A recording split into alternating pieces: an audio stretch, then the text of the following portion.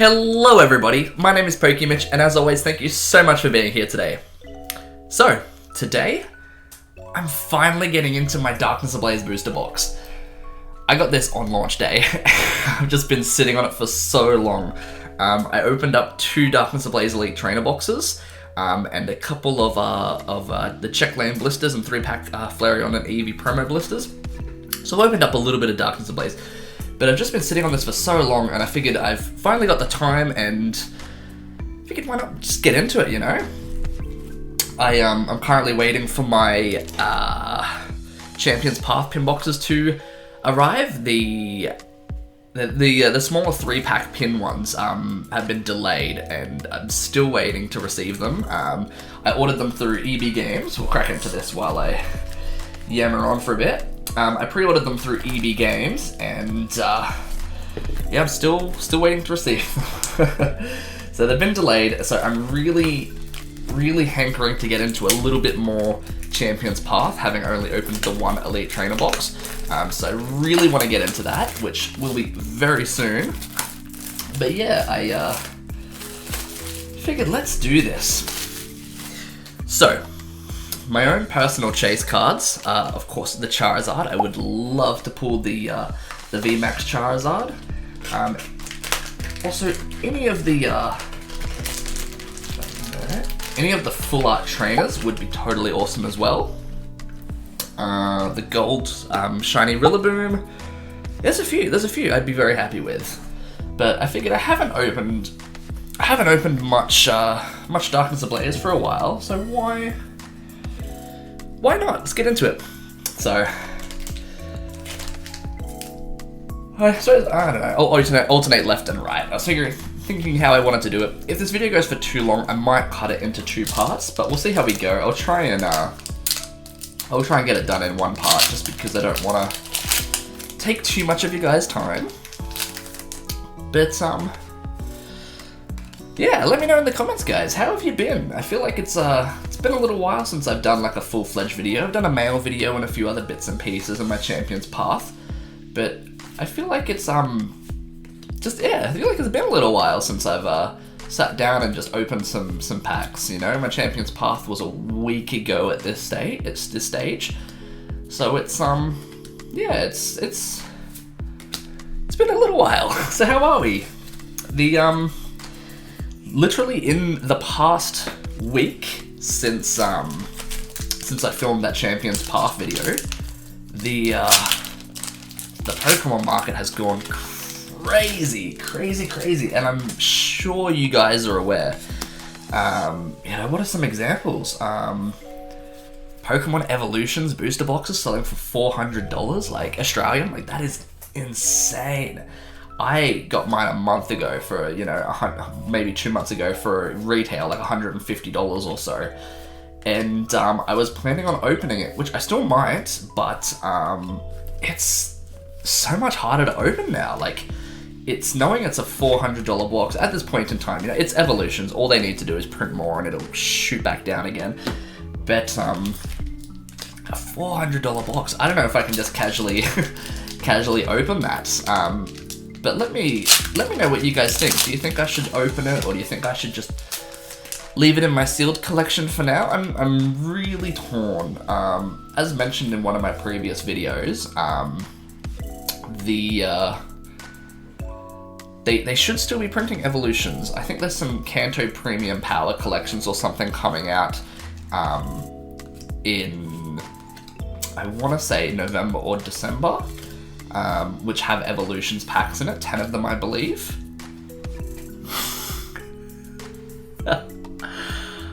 I am so happy with this. We have a full art Kayou. Look at that.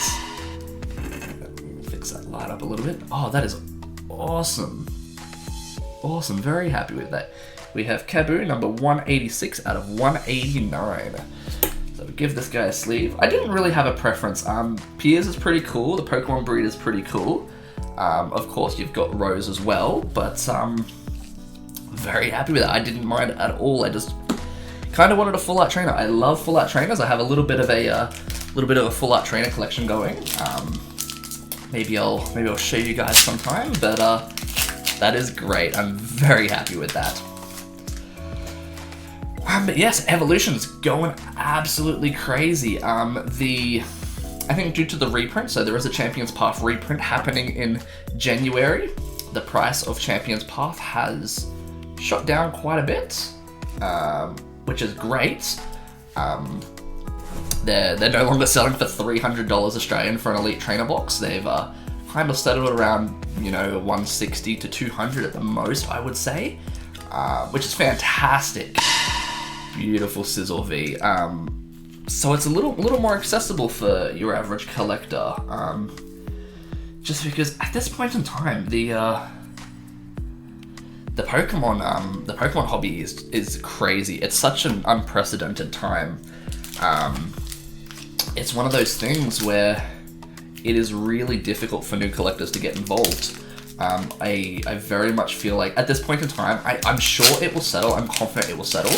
But at this point in time, it's very much an investor's market. Everyone is buying for the sole purpose of reselling or to sit on it for 10 years or whatever it may be. It's a very different hobby at the moment. Obviously, there's a few different factors for that. Many people are, you know, quick to blame.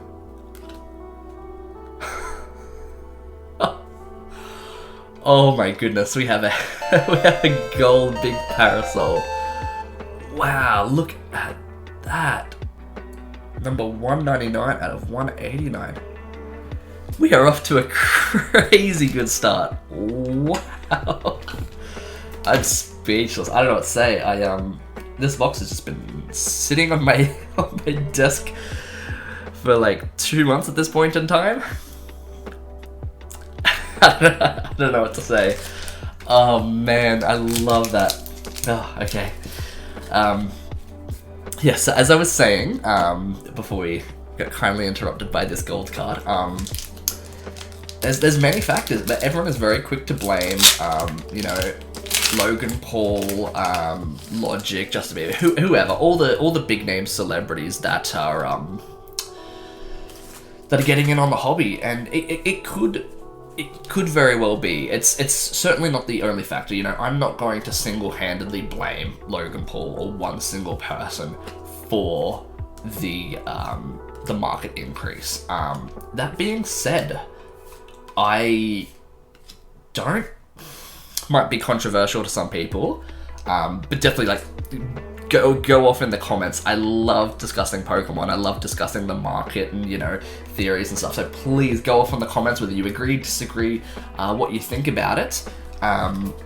Let me know what you think. But I don't blame Logan Paul very much, if at all. Now the reason I say that, okay, so he himself is a contributing factor in my opinion. But the reason I say that is because Logan Paul seems pretty new to the hobby himself, so he's obviously getting his pricing and his information from other people. One of the big ones, especially if you'd watched his booster box break, I'll probably touch more on that in a little bit. But if you watched his booster box break, you could see that he had, I don't remember his name, he goes by Collectibles Guru on Instagram. He was there, he was feeding Logan the respective pricing of cards in a PSA, 10 or 9, whatever it may be. He was feeding him the prices of them raw in PSA slabs, etc, etc. Some of these prices were way off base, and Collectibles Guru has since come out and said he made a mistake and he meant the pricing as a BGS 10, not a PSA 10, which is vastly different. I don't know whether there's any truth to that or if he just got caught out pricing things wrong. I don't know. But that being said, I don't really blame Logan for it at all, because it's quick to blame him.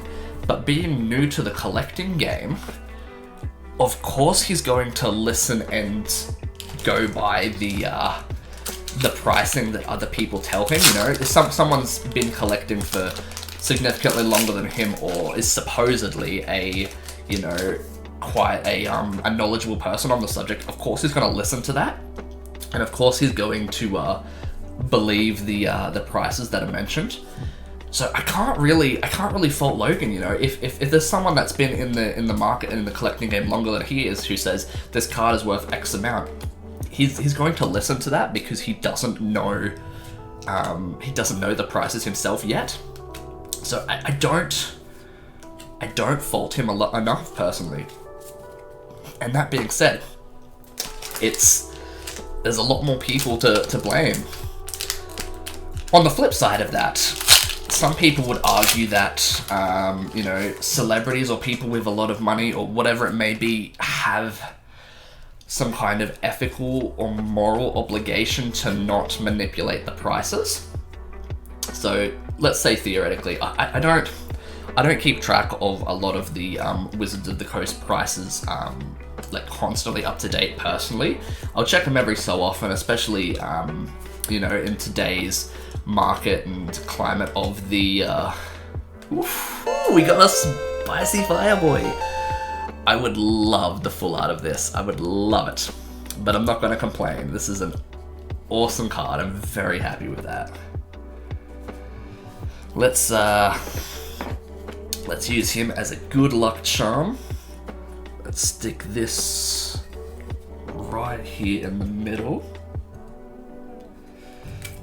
And hopefully, there we go. Hopefully we can get some good luck from that. Yeah, so I don't follow the Wizards of the Coast pricing like all the time, but let's just, for theoretic sake, let's just say a base set booster box is worth 100,000. I don't know what it's priced. This is just an example. So let's just say a base set booster box is worth 100,000. Some people believe that people with money, celebrities, investors, whatever, have a moral obligation to not manipulate the market and say spend $200,000 on this booster box, knowing it's only worth $100,000, because that can be seen as manipulating the prices and raising them up. So your everyday person wouldn't be able to afford it. Not that they already could, but your everyday person, it just gets that much further out of reach. Some people argue there is that obligation. I don't know where I stand on that matter, because I don't know. I feel like these celebrities and these big spenders have always been in the hobby in one way or another. You just may not have necessarily known it because they may have just been collecting out of the spotlight. I know Justin Bieber, for example. Everyone knows he's a collector at the moment, but it was he did an Instagram story years ago, and he just had some Pokemon cards in the background of his video. It wasn't the focus. It wasn't intentional or anything like that. People just saw it and then started asking questions, and that's when he said, yes, I collect Pokemon. This is some of the things I have. So it's one of those things where a lot of these celebrities may already be in the collection game. You just don't know it because they stay out of the spotlight. And, you know, a lot of these sales are done privately. But it's, yeah, I don't know. I've almost forgotten my point in all of this. But, you know, what do you think about it? You know, do you think that all these celebrities and people with a significantly higher income at their disposal, do you think that they have an obligation to not manipulate the market as such? You know, you've also got some people who completely, very nice toxicity. You've got some people who strongly believe that any one seller or buyer shouldn't have the monopoly on anything, you know. For example, the new shiny black Charizard. Let's say someone theoretically buys as many as they can. Every time they see one for sale, they buy it, and they get them all graded, etc., etc. So there's very few in circulation, and they own majority of those respective Charizards. They could theoretically ask whatever they want for it because they have the monopoly on it, and they have the vast majority in circulation. So if someone wants one, they have the power to ask whatever price they want theoretically. And some people think that is also incredibly wrong. You know, there's a lot to the Pokemon market that kind of people don't really think about or don't know about. It's a very, finicky thing where people, I don't know, like this. Do you think people have these moral obligations, or do you think that they, it's a collection hobby? Do you think that they have the right to do whatever they want to do? It's like, at the end of the day, it's their money. It's a collectible. They can spend it. They can buy whatever they want. They can pay however much they want for any amount. It can go one of two ways. I'm kind of Switzerland on the matter. I guess I'm neutral, where I don't strongly believe one way or another. Like, I don't think we should necessarily dictate how people should spend their money and how much they should spend their money. Like, if there's a card selling for $10,000 and that's what it's worth, and someone is receiving 20, 30 offers for this card for $10,000 on a daily basis, and someone comes along and offers $15,000, yes, they're increasing the market value, but they obviously want that card and they want their offer to stand out. I don't necessarily think we should dictate how people spend their money, and if they think the card is valued at that, then that's up to their judgment to do that. However, I also think that there is intentional manipulation as well. That's this back to collectibles guru on Instagram with Logan Paul.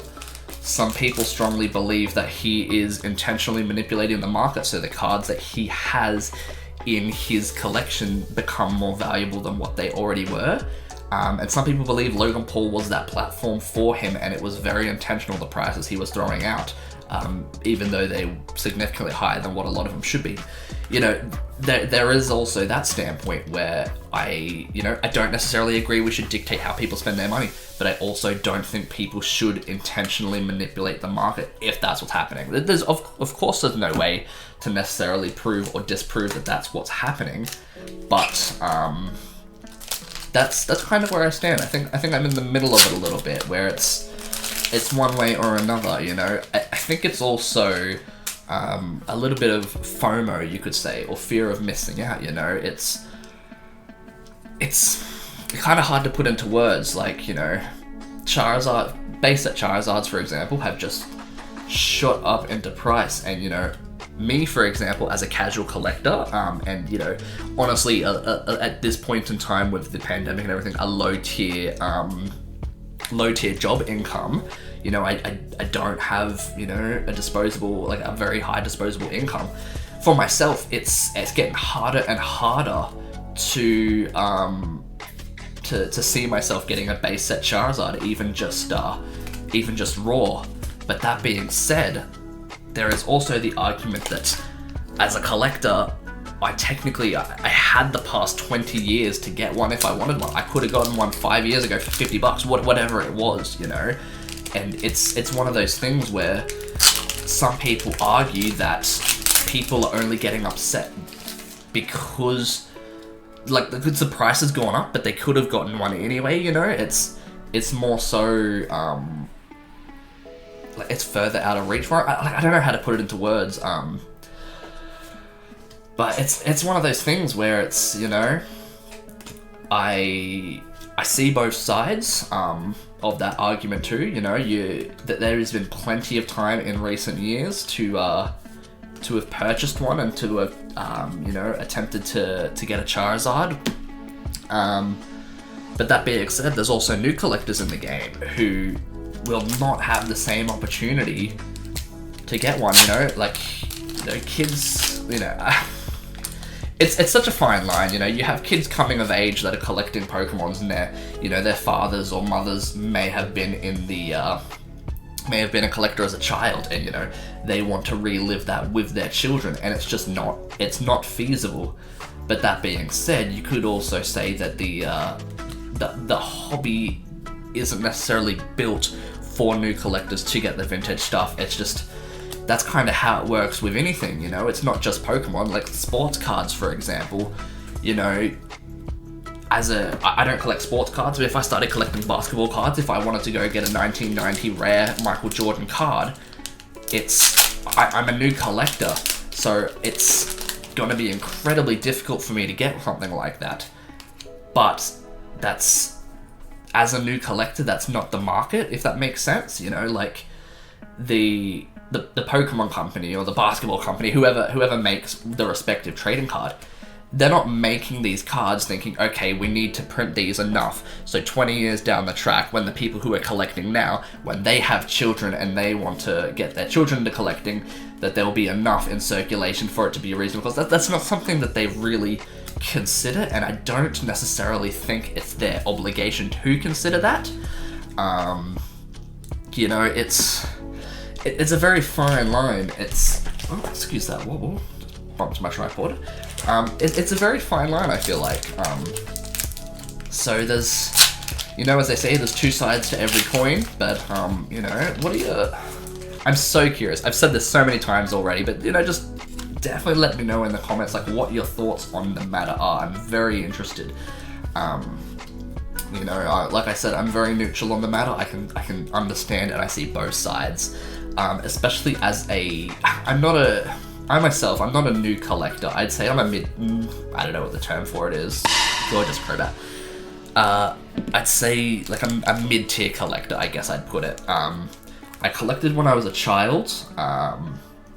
As a teenager, I sold off the vast majority of my collection for a ridiculously cheap amount. You know, I would have sold off my collection in 2013, 2014 maybe, before it started booming again. So this was, I don't know what it was, black and white maybe era? I don't know. I started selling and it was such a different market. As I mentioned in one of my previous videos, it was one of those things where I sold, you know, base set Blastoise and Venusaur for $10 each. I sold old school EX series EXs for $5 each. It was a very different market, and it's regretful, but that's not anyone's fault, you know?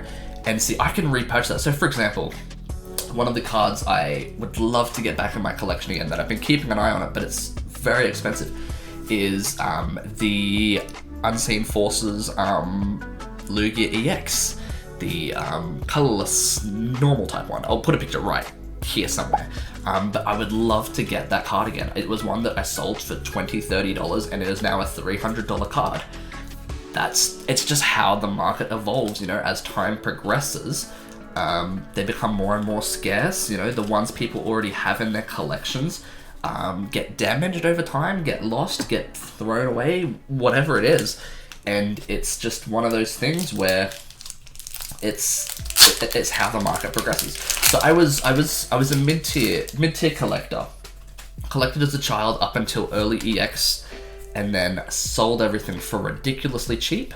And then I came back in 2016 when the Pokemon Company released Evolutions, XY Evolutions. That's when I came back, as I'm sure a lot of people did. From that point in time, even from when I came back then and there, I could have gotten a base set Charizard at a very reasonable cost. At the time, I was like, oh man, this is expensive, as you do, because you don't know how the market's going to grow and develop. At the time, I was like, this is incredibly expensive, you know, I'm just gonna wait, you know, maybe it'll drop, who knows. Like, of course, it's wishful thinking, but it's one of those things where the argument was I had more than enough time to purchase one if I wanted it. But now that it's more expensive, this is when people are getting upset because it's even further out of reach and the market didn't necessarily go the way they want it to. And the argument is that justification for people to be upset at the market and how it's progressed? There is, of course, there's no right or wrong answer. You know, people, of course, certainly have their opinions, and you know, they have the ways they think about it, but it doesn't mean it's necessarily right, doesn't mean it's wrong. It's all incredibly subjective. But yeah, so that's, I don't know. I apologize if you came here and wanted me to, you know, talk more about the cards I was pulling and you know, go one by one, like Golurk, Skarmory, Sentry. Apologize if that's what you came to see. I guess I got on a little bit of a tangent there, but you know, I feel like at this point in time, everyone's either opened or seen a lot of openings of Darkness Ablaze, and I kind of just wanted to kind of get your guys' insight and have a little bit of an open forum, a discussion about the current market. You know, we also had Logan Paul purchasing his Charizard from Gary from Pawn Stars for 150,000 USD. You had Logic purchasing his first edition Charizard for what? That was it, 250,000 USD. I don't know, something ridiculous. There's been a lot going on, and it's a crazy time. That being said, I've mentioned it before, I'll mention it again, the 25th anniversary of Pokemon is next February, so I think it's going to be an incredibly exciting time. Like I said, this is such an unprecedented time in, I want to say, not only within the Pokemon, like within the Pokemon hobby and market, but just any collectible market. Like, it's crazy how exponentially, how quickly things have grown, and I guess that's just why people are worried and they're finding something to blame, just because it's so unheard of. But as I mentioned, I don't think there's any one single person that you can blame. I think there's a number of things, and we just kind of have to accept that at this point in time, it's what the market is. But that being said, if people are right and a lot of this is artificial inflation and manipulation and it's not organic, then you can expect it to drop. You know, anything that's inorganic or is artificially grown, it can stand to reason that it will it'll drop on its own. It won't last, you know. Not that it will drop, you know, significantly and will be worthless, but it won't maintain its value. So for example,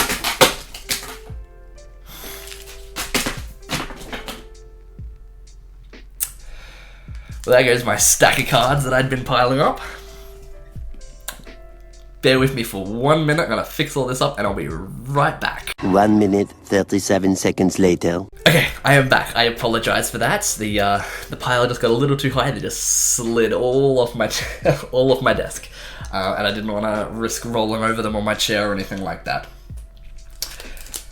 Completely lost my train of thought, but I'm sure you're all sick of me talking about Logan Paul and the Pokemon market and everything like that. But I think at the end of the day, we just have to, you know, just appreciate like how unique of a situation this is. And if you're trying to collect certain sets or certain cards, it may be a frustrating time for you if they're one of the ones that have increased in value exponentially, you know, or if, you know, 6 months ago, a year ago, you sold something that's worth double that, you know, and understandably, I don't blame you for being frustrated, but, you know, I think we just have to, you know, make the most of this crazy time and just enjoy it, you know. It's such a crazy and unheard of time to be in the hobby, you know. We should just kind of live in the moment and see where it goes.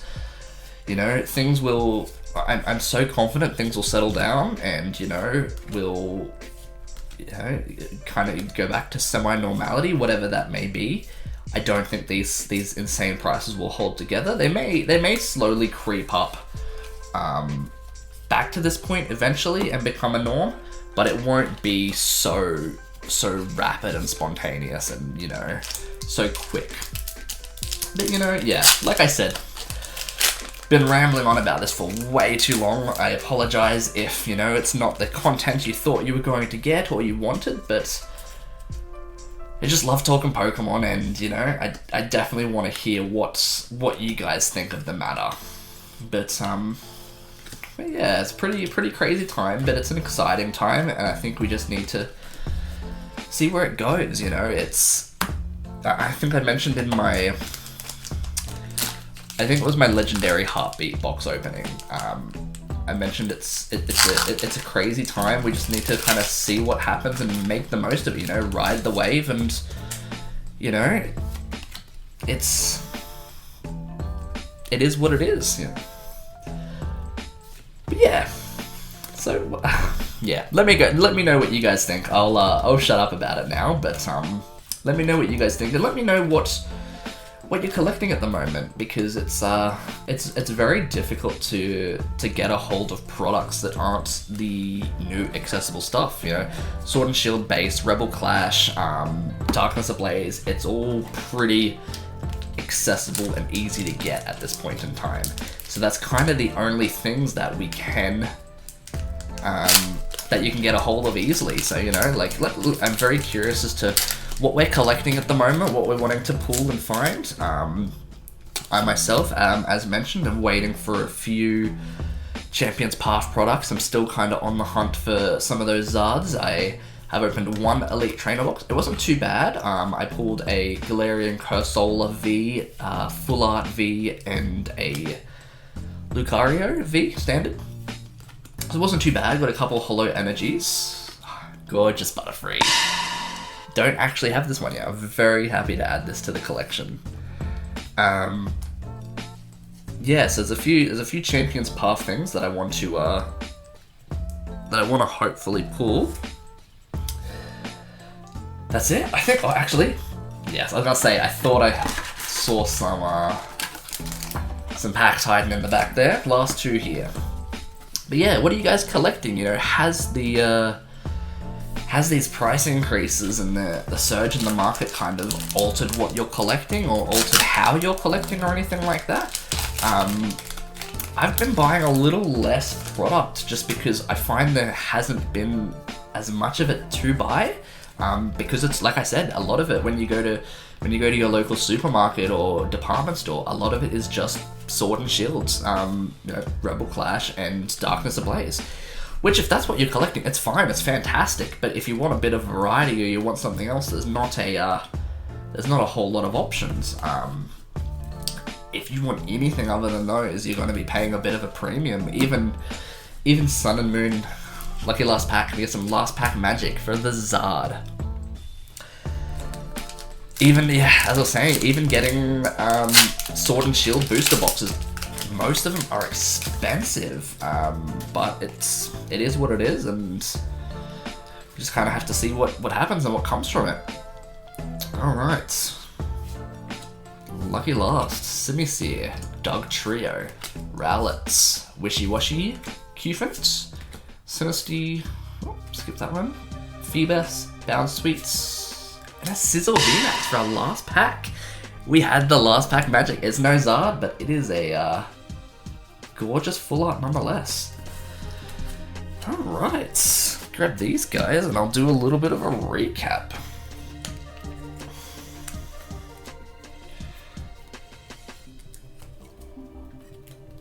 Alright. So we have our Kayou Full Art Trainer. Gorgeous. That was one of our first pulls. Followed by our Gold Big Parasol. Awesome. I'm so happy with today's pulls. Like, we didn't get the Zard, sure, but we got some pretty cool stuff. We got the Sizzle V. We got the Charizard. Oh, and the VMAX, sorry, that slipped out. So we have the Sizzle V and VMAX. We have the Charizard, the Crobat, and the Butterfree. So what was that? 2, 4, 6, 7 pulls. Not bad. Not a bad box. I've seen the Darkness Ablaze boxes have as many as 13 pulls, you know.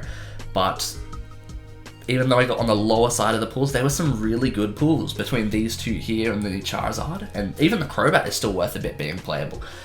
It was a good box. But yeah. Once again, thank you for being here, guys. Thank you for putting up with my not ranting, my discussion. You know, like I said, I'm very passionate about it. I love talking anything Pokemon, particularly the market and how it's evolving and ever changing. But please, let me know in the comments what you think. Let me know if you disagree, if you agree. You know, if it's something you want me to talk more about, or if you want to message me on Instagram or comment below, I would love to discuss more about it. I know there's a few of you that have already, you know, spoken quite in depth about the market, which I love. It's awesome. I love getting different opinions. But yeah, a very exciting time in the market, in the industry, in the hobby, and we just gotta see where it goes. But as always, thank you so much for watching. Oh, and as per usual, give you guys a nice little code card here. As per usual, I don't give out code cards in my videos just because I don't like it when all you need is for one person to be early and all the code cards are gone. You know, that's all it takes. Especially being a smaller channel, it'll get grabbed, you know, real quick because a lot of people will camp small videos. It's a whole thing. Anyways. I don't give out my code cards usually because I like to give them out on Instagram. If you send me a message, if you say hello on Instagram, I'll happily give out a few codes. I just like to give people a fair chance, and you know, if anyone wants some, I'm happy to give them away. But yeah, I just want it to be fair for everyone. But yeah, as per usual, thank you so much for being here. I love and appreciate all of you for your continued support. If you haven't already, hit the like button. Please subscribe for more. I have some awesome content on the way. In fact, I'll give you a nice, very quick sneak peek of something that's coming very soon. So if you've made it this far in the video, congratulations. You get a little sneak peek at something coming very soon. I just need to finalize a few things for it. But it's going to be an awesome video. So I got this money box here. Open that up. These guys here are all going to be opened in one massive video, one massive unboxing, very, very soon.